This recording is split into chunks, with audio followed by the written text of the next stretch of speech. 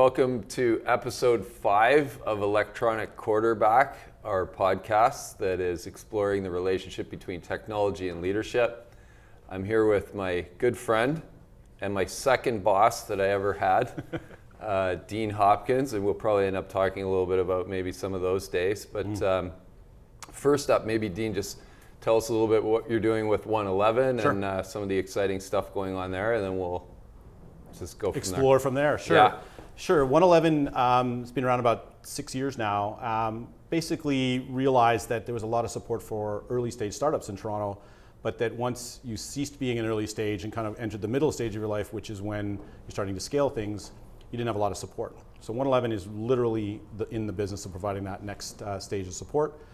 We just crossed 50 companies that are our members now, about 850, almost 900 people, all in about 120,000 square feet on Front Street. And what we do is we basically build a community out of those 50 companies and teach them how to support each other on that growth journey. And then we bring a bunch of resources and support to help make sure that they're not disadvantaged during this stage. And we've got a great track record. Over 97% of the companies that have been 111 members over the last 6 years are still kicking it, which is great given that the industry. Yes, alive is good. Alive is good. Yeah, Prospering. 97% alive. 97% alive. Yeah. They've collectively raised over $600 million worth of capital.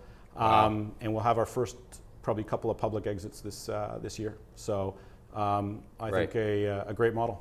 So, and it's just to be clear, it's not startups, it's companies that have made it Yeah. to a certain kind of a point. And how much interaction is there between the companies? Huge.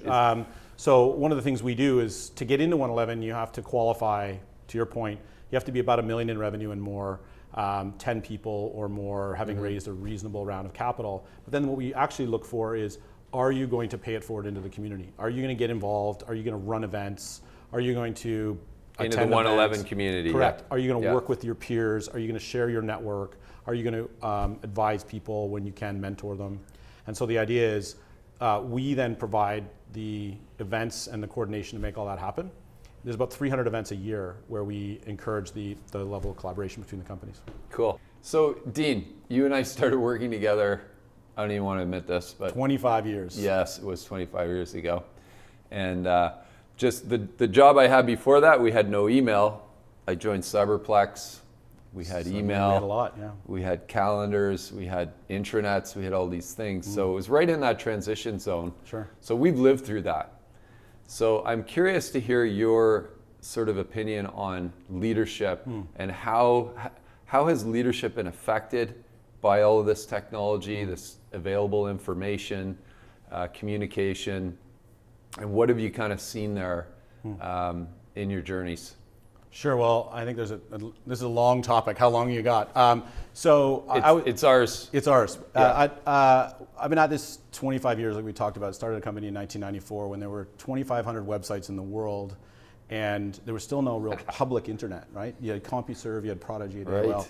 Yeah. You had, interestingly, in Toronto, you had no venture capital scene, you had no tech incubators, accelerators, none of the leadership support stuff that you have now that supports what has become a very vibrant startup community. So we really had to learn how to do this on our own. I think that's one of the main differences that exists now versus then, is that there's a huge amount of support. There's actually rigor in how you lead, what you need to do. There's a ton of mentorship, a ton of support, a ton of digital resources. I watch my kids go onto YouTube and learn everything. You can do the same thing with startups. Right. Like when you started Cyberplex, how old would you have been then? So 1994, 94. I was 26 years old. Right. So and so I you're would saying be old. there weren't a lot of people around to kind of coach you. None. Yeah. So Right. like no coaching, no mentoring. I had some guys from McKinsey that helped me, but they weren't startup guys either. I mean, we were literally the blind leading the blind. And what I like to see now is there's a tremendous number of people who've been through the startup experience. They've grown businesses of all shapes and sizes, and they're giving it back to the community so that you have lots of support around you. So as a leader, there's no excuse to do it alone anymore, whereas Right. we really had no choice. Yeah. Now you've got a tremendous amount of digital resources, people, courses. There's entrepreneurship programs at universities now that was not even conceived of back in the day. So I mean, one big change is the fact that there's all that resource and things that can help people lead. But what I've been actually really interesting, and we were just talking about it, was that there's actually now respect for the fact that leaders really evolve through a set of phases in their lives, and that they use different resources and different parts of their self in that leadership. So early stage, you got the guys that are just thinking about an idea. They have a problem that's burning, and they're saying, listen, I got to go start a business to try to fix this problem. That requires a certain kind of skill as a leader, right? You're trying to really understand a problem very deeply. You're trying to attract the first few crazy people to join you on that journey. You're trying to attract the first customer to test out the journey. One set of skills. And that's pretty prevalent now in Toronto. There's a lot of people who've started businesses, and so you've got a plethora of people that do that. Then what's that? Is it the same person to take it to the next step and the next Correct. step and the next step? And we're finding that it isn't. In fact, the person that is great at that idea formation, the next stage is really all about validating the idea. Not only validating the idea, but validating the economics of the idea. And that's where most of these guys get it wrong. They think it's all about having a cool solution, having great technology, having great, even the first great customers. But what they fail to see is that actually innovation in this next stage is about how can you rapidly attract customers, and how can you create a scalable model that attracts customers faster than they leave. And so when you start with technical founders who've constructed a really interesting problem, they start to struggle when it becomes really a marketing challenge, a customer acquisition challenge. Yeah. Whereas I think everybody thinks that the problems right now are attracting talented technical people. In fact, it's completely the opposite. Why Canada punches below its weight on really big technology startups is not because we don't have the technical talent, it's we don't have the sales and marketing and customer acquisition stuff, which is what that whole second stage is about, is really differentiating how you acquire customers. Interesting. So, and I wanted to go somewhere else with you on this because you do have a unique vantage point with 111 and all these different companies you see. And I'm wondering, again, in theory, technology makes things more inclusive. Sure. And then that leads my thinking into diversity. And so are you seeing more diversity in any form with the leadership in these companies that are either residing at 111 or just other companies that you're exposed to? It's funny, we care a lot about diversity, and we've just done a recent survey on gender diversity with our friends at Diversio, which is a great Canadian company that's focused on helping companies of all shapes and sizes understand their diversity and how to become more diverse, to really leverage. Diversio. Okay. Yeah, great company, great Toronto company. What's interesting about the journey on diversity is I think it gets a lot of centricity around gender diversity. And in fact, diversity is a much larger topic, right? It's more about diversity of thought, diversity of background, and really it's actually all about making sure you're tapping into a wide variety of perspectives so that you don't end up with a blind spot as a leader.